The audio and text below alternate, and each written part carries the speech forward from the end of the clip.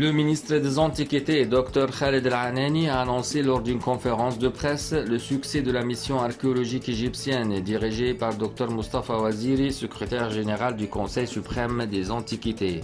La mission a découvert une cachette à Asasif renfermant une collection remarquable de 30 sarcophages pour hommes, femmes et enfants.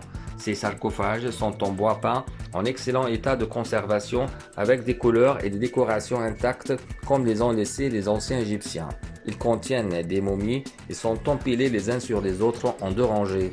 La première rangée comprend 18 sarcophages, la deuxième 12.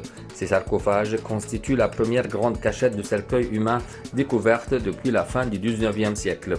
Aujourd'hui, après plus d'1 siècle, les archéologues égyptiens ajoutent une nouvelle cachette à Luxor. La cachette contient une collection de sarcophages pour prêtres des dieux de Luxor, Amon et Khonsou. La cachette est située au-dessus de la tombe TT28. La collection découverte fournit la preuve sur les différentes étapes de fabrication des sarcophages à l'époque, dont certains sont complètement décorés et colorés, d'autres sont dans les premières phases de fabrication.